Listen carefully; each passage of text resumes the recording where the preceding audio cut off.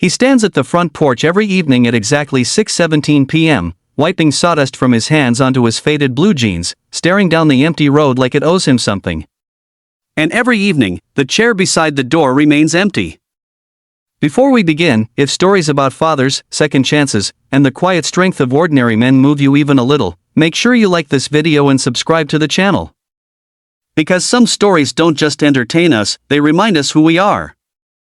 Michael Bennett was never famous. He never trended. He never asked for applause. He was a carpenter in a small town where people still waved at each other from passing trucks and where porches were built to hold conversations, not decorations. His hands were rough, scarred from decades of shaping stubborn wood into something useful. But if you asked him, the proudest thing he ever built wasn't a house, or a staircase, or the oak cabinets people admired. It was a life for his daughter. Her name was Lily. When Lily was 5, Michael built her a tiny wooden rocking chair. He carved her name into the backrest with careful, uneven letters because he wasn't used to delicate work. He was better at beams and doorframes. But that chair? That chair was different. He sanded it 3 times. Painted it soft white. Even added tiny pink flowers along the legs, though he'd never painted flowers in his life. She used to sit in that chair on the porch, swinging her legs and asking questions about everything. Why is the sky blue? Why do trees creak at night? Why do you always come home with sawdust in your hair? He would laugh and answer every question as if it were the most important thing in the world. Back then, the chair was never empty. But life, like wood, can split when pressure builds in the wrong place. Michael's wife, Anna, left when Lily was 9. Not because Michael was cruel. Not because he didn't love them. But because love sometimes gets buried under exhaustion and unpaid bills. Construction slowed in town. Work dried up. Michael started taking jobs 2 counties away, leaving before sunrise and returning long after dark. He thought he was doing the right thing. He thought providing was the same as being present. He missed dance recitals. Parent-teacher meetings. The night Lily got her first award at school. He promised he'd make the next one. There was always a next one. Until there wasn't. Anna couldn't handle the strain. The arguments grew louder. The silences grew longer. One winter morning, she packed 2 suitcases and told Michael she was taking Lily to her sister's place in the city just for a while. Just for a while turned into years. The divorce papers came by mail. Lily called less often as she grew older. At first, she cried on the phone and said she missed the porch. Missed the chair. Missed how he used to lift her onto his shoulders. Then her voice changed. It grew distant. Polite. Hi, Dad. I'm busy, Dad. Maybe I'll visit next month. Next month rarely came. Michael never remarried. The house felt too full of memories to share with someone new. Instead, he worked. He built things for other families. He fixed broken steps. He repaired kitchen cabinets. He made nursery cribs for couples glowing with excitement. And every evening at 6:17 p.m., he stood by the porch. Because 6:17 was the time Lily used to come running down the street after school, backpack bouncing, hair wild, yelling, "Dad! I'm home!" He didn't know why he kept standing there. Habit, maybe. Hope, definitely. Years passed. Lily turned 23. She had a job in marketing. A busy life. A world far bigger than the small town she left behind. Michael followed her on social media, though he never quite understood how it all worked. He'd stare at photos of her smiling beside friends he'd never met. Sometimes he typed messages and erased them. He didn't want to seem needy. Then one fall afternoon, a letter arrived. Not an email. Not a text. A letter. "Dad, I'm coming home for Thanksgiving. Just for a few days. I think it's time." He read it 3 times before sitting down. His hands trembled the way they did when he worked with delicate wood. He looked at the porch. He looked at the rocking chair. It had been sitting there untouched for years. The paint had chipped. One of the legs was slightly uneven. Dust had settled into the carved letters of her name. For the first time in a long time, Michael didn't just stand at 617. He got to work. He brought the chair into his workshop. Sanded it carefully. Repainted it the same soft white. This time, his flowers were steadier. More practiced. He tightened every screw. Smoothed every edge. And then he did something unexpected. He built another chair. Not small. Not delicate. But strong and sturdy. A full-sized rocking chair that matched Lily's childhood one in design. He carved her name into the back of that one too, but beneath it, he added 3 small words. Still your dad. Thanksgiving morning arrived cold and bright. Michael woke before sunrise. He cleaned the house twice. Checked the oven 3 times. He even tried to cook dishes Anna used to make, though he wasn't sure he remembered them correctly. At 6:17 p.m., the sky turned amber. Headlights appeared at the end of the road. For a moment, he didn't move. He'd imagined this scene so many times that he was afraid it would dissolve if he blinked. The car pulled into the driveway. The door opened. And there she was. Older. Taller. Her hair tied back. But when she looked up at the porch, her eyes were the same. Michael took one step forward, then stopped, unsure whether to hug her or wait. Lily walked slowly toward him. The distance between them felt like all the missed birthdays and silent years combined. Hi, Dad, she said softly. He swallowed. Hi, Lily. There was an awkward pause, the kind that only happens between people who love each other but don't know how to bridge the gap. Then she saw it. The 2 chairs. Her old one shining like new. And the larger one beside it. She walked up the steps and ran her fingers along the carved letters. You kept it. Of course I did, he said, almost offended at the idea he wouldn't. She noticed the second chair. Read the carving. Her lips trembled. You built this? Figured you outgrew the first one. Tears welled in her eyes before she could stop them. Dad. I thought you chose work over us. He exhaled slowly.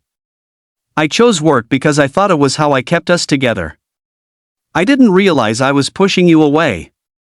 The wind rustled through the trees. Somewhere in the distance, a dog barked. I was angry for a long time, Lily admitted. But then I started working 12-hour days myself. And one night I realized. I hadn't called you in months. Michael looked down at his hands. I didn't want to be a burden. You were never a burden, she whispered. They stood there, years of misunderstanding hanging between them like heavy fog. Then Lily did something small but powerful. She sat down in her old rocking chair. It creaked softly, the way it used to. Michael hesitated, then lowered himself into the new one. Side by side. Just like before. They rocked gently, the rhythm awkward at first, then steady. I can't change the past, he said quietly. I don't want you to, she replied. I just want you here now. And for the first time in years, at 6:17 p.m., the porch wasn't silent. They talked until the sky turned dark. About her job.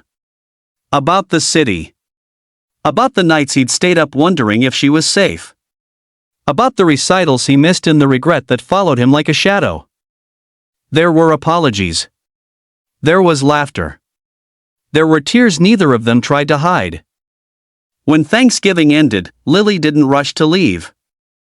I was thinking, she said carefully, my company has remote positions opening up next year. Michael tried to stay neutral. Oh? I might apply. It wouldn't hurt to be closer. He didn't allow himself to hope too loudly. But this time, when she drove away, she rolled down the window and shouted, "I'll call you tonight." And she did. Weeks turned into months. The calls became routine. Then video chats. Then weekend visits. The empty chair stopped feeling like a symbol of loss.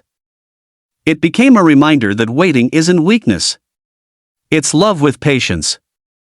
A year later, another car pulled into the driveway, this time packed with boxes. Lily stepped out, smiling wide. Guess who got the remote job? Michael laughed, a full, unguarded laugh that echoed across the porch. That evening at 6:17 p.m., they sat together again. Two rocking chairs moving in quiet harmony. The road was no longer something he stared down in longing. It was simply part of the view. And if you've ever felt like you missed your chance, like the distance is too far, like the chair in your life will stay empty forever, remember this: sometimes love waits. Sometimes it rebuilds. Sometimes it sands down rough edges and starts again. If this story touched your heart, don't forget to like this video and subscribe to the channel. Because somewhere out there is a Michael. Somewhere out there is a Lily. And maybe, just maybe, there's an empty chair waiting to be filled. The chair has been empty for 4,289 days. Michael Bennett knows the exact number because he counted them. Not all at once. Not obsessively. Just, quietly. The way a father counts years by birthdays missed and phone calls that never came. And tonight, like every night at 6:17 p.m., he is standing on his porch, staring at the road. If you believe in second chances, if you've ever missed someone but didn't know how to say it, then stay with me. And before we go any further, take a second to like this video and subscribe to the channel. Because stories like this aren't just stories, they're reminders that love doesn't expire. Michael Bennett is a carpenter. Not the kind with a social media page and custom logos. Just a small-town carpenter with a dented pickup truck, a workshop that smells like cedar and pine, and hands so rough they snag on cotton shirts. For 32 years, he's built homes for other people. Strong foundations. Perfect door frames. Solid roofs that don't leak. But the one thing he couldn't seem to build was a way back to his daughter. Her name is Emily. When she was little, she used to sit in a tiny wooden chair on the porch while he worked in the driveway. She'd swing her legs and pretend she was supervising. "Daddy, that board's crooked." "It is," he'd say, pretending to panic. "Yes. You need a princess inspector." So he made her a badge out of scrap wood. Burned the words "Chief Inspector Emily" into it with a heated nail. She wore it everywhere. Back then, Michael believed love was simple: show up, work hard, protect your family. He didn't realize life could slowly chip away at those promises. When Emily turned 10, the recession hit their town hard. Construction jobs dried up. Bills stacked high on the kitchen counter. Michael started driving 2 hours away for work. He'd leave before sunrise and return long after dark. He told himself it was temporary. He told himself providing was proof of love. But children don't measure love in paychecks. They measure it in presence. He missed her school play. Missed her soccer finals. Missed the night she cried after her first heartbreak. Each time, he said the same thing: "I'll make it up to you." But you can't always make up moments. When Emily was 16, the argument started.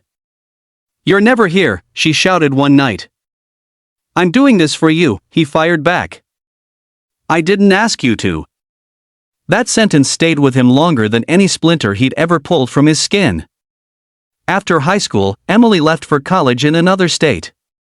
At first, she called every Sunday. Then every other Sunday. Then once a month. Eventually, the calls became text messages. Eventually, the texts became silence. Michael never stopped sending birthday cards. Never missed a Christmas gift. He even drove 8 hours once just to see her apartment, but she said she was too busy to meet. He drove back home that night without telling her he had been in town.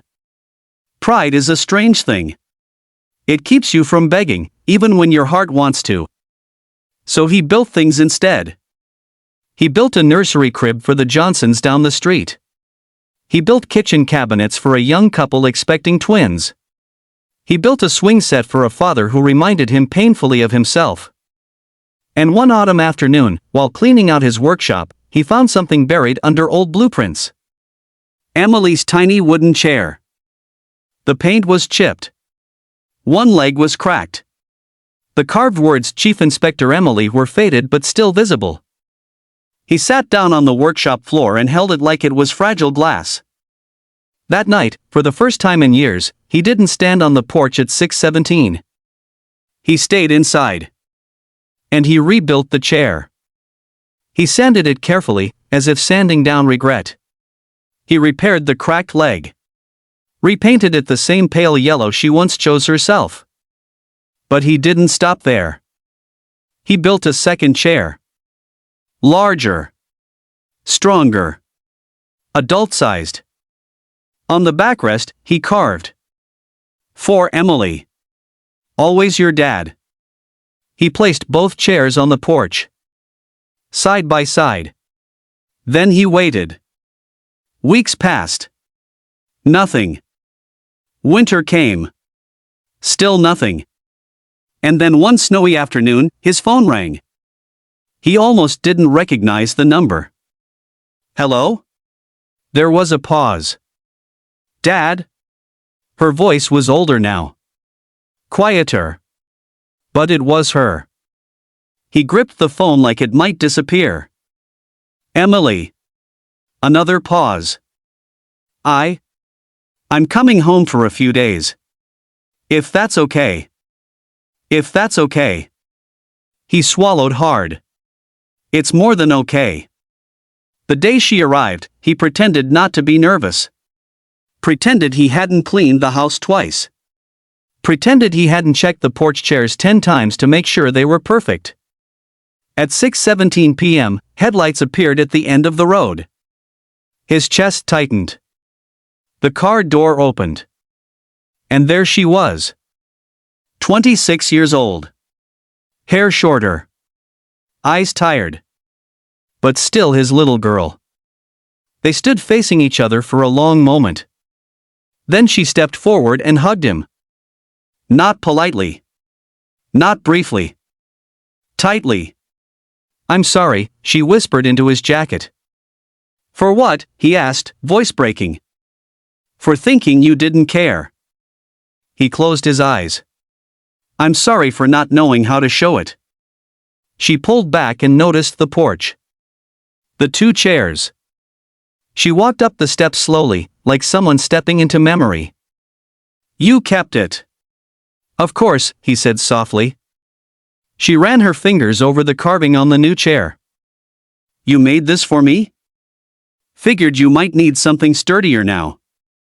A tear slipped down her cheek before she could hide it. They sat down together. The old chair creaked gently as she tested it. He settled into the new one. They rocked in silence at first. Then the words came. She told him about the pressure of her job. About feeling alone in a big city. About realizing one night that she hadn't spoken to her father in nearly a year and how that scared her more than she expected. I kept thinking, she said, staring at the road, what if something happens to you? And I wasted all this time being angry? Michael nodded slowly. I thought you were better off without me bothering you. She looked at him sharply. You're my father. You don't get to think you're a bother. The wind moved through the trees.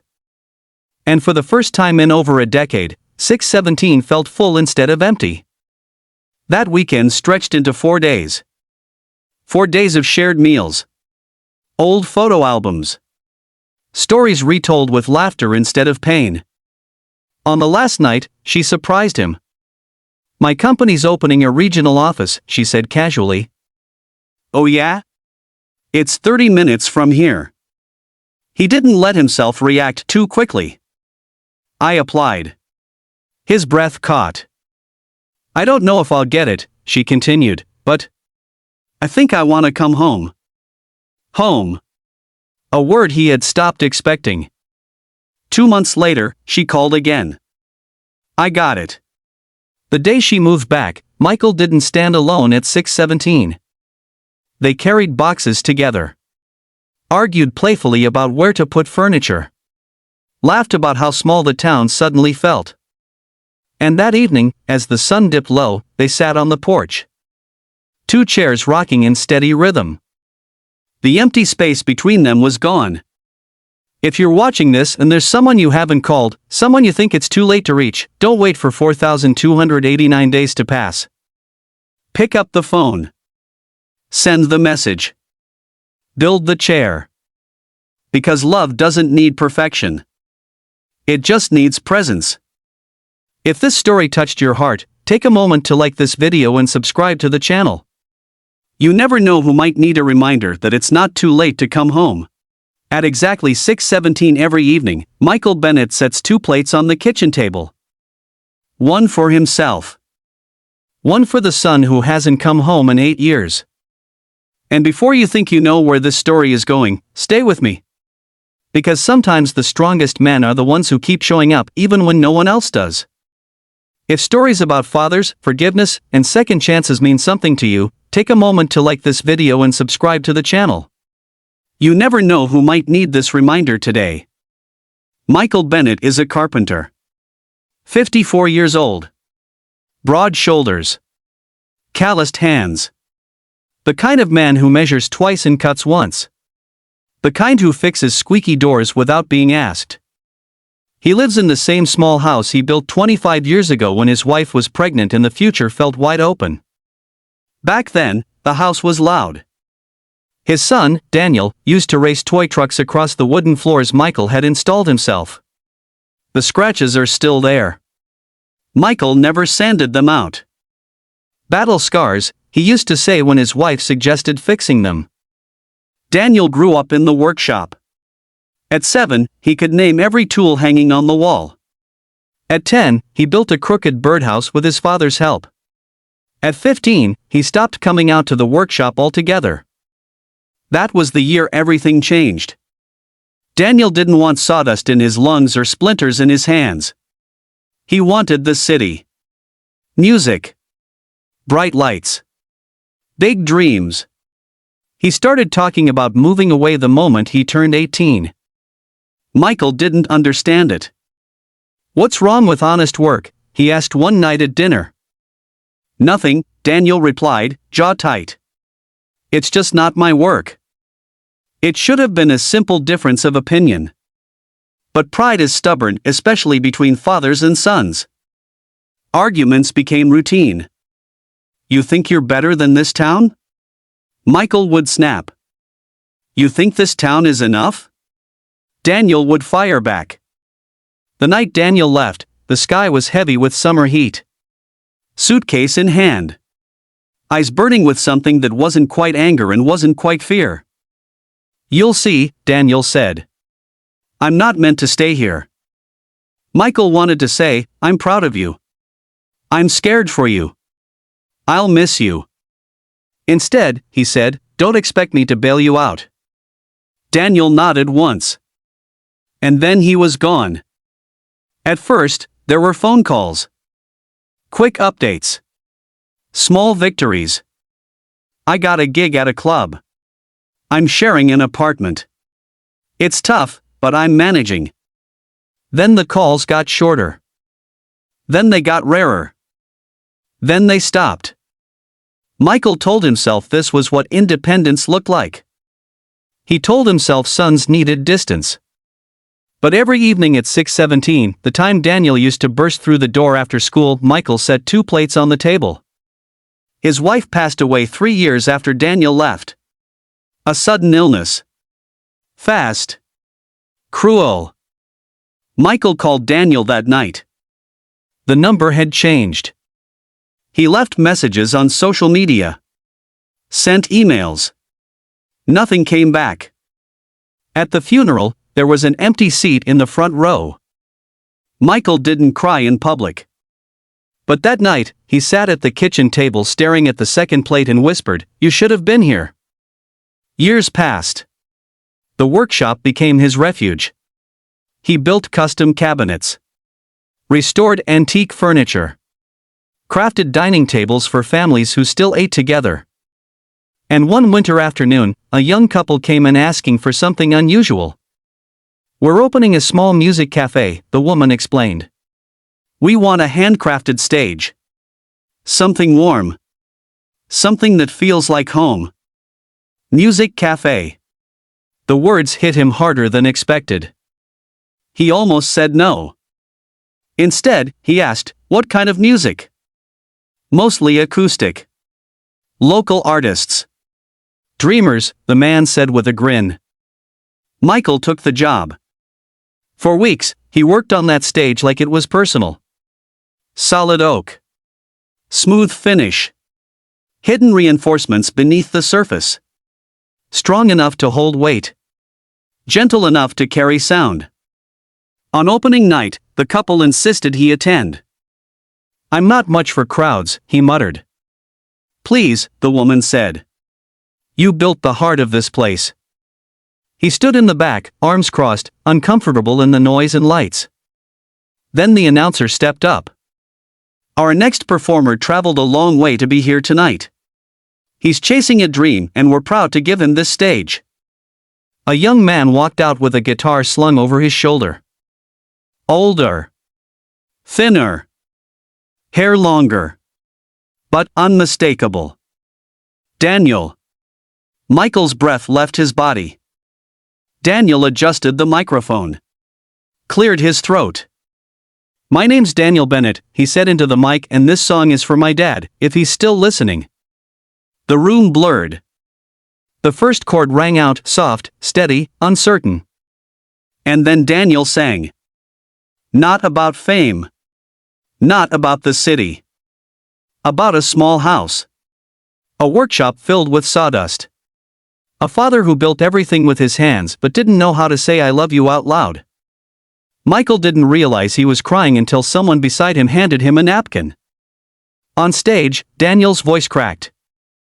"I used to think leaving made me strong," he said between lyrics. "But I learned something. You can chase the world and still miss home." The final note hung in the air. Silence. Then applause. Thunderous. Daniel stepped off the stage and froze when he saw him.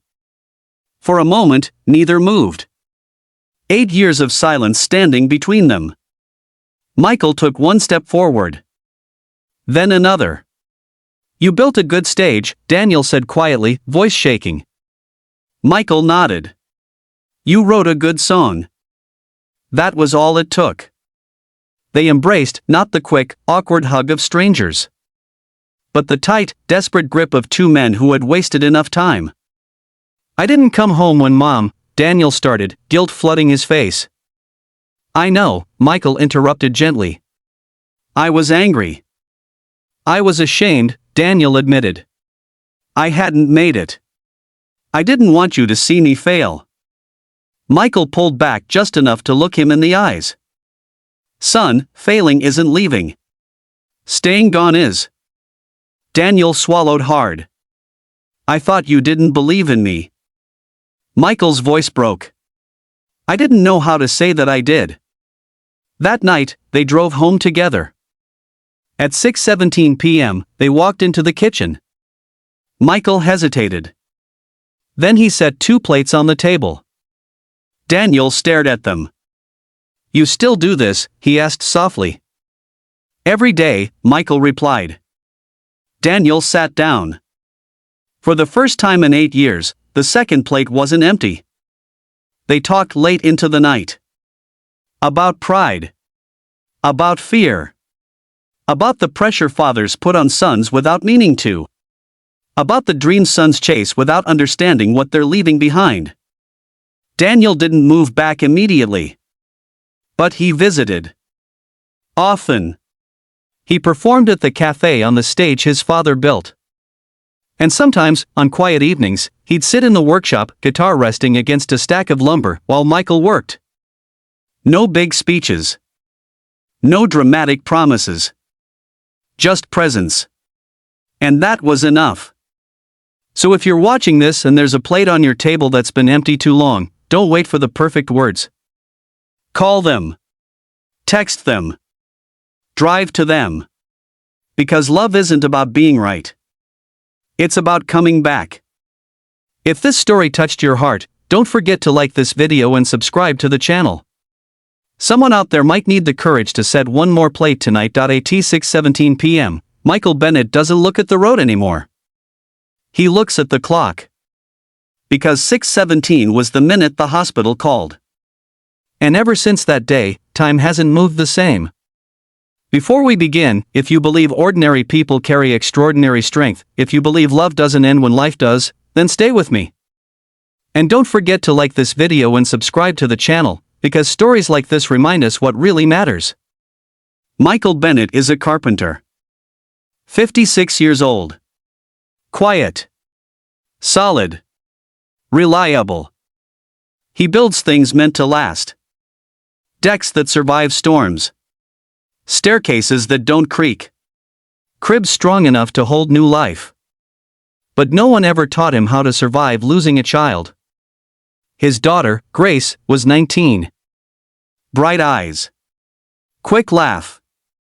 The kind of girl who hugged with her whole body. She used to sit on his workbench swinging her legs while he measured wood. "Daddy, when I grow up, I'm going to build things too." "You can build anything," he'd reply. She believed him. The accident happened on a rainy Thursday evening. A truck ran a red light. One moment she was driving home from college. The next moment, everything changed. Michael remembers the hospital hallway more than anything. The smell. The fluorescent lights. The way the doctor wouldn't meet his eyes.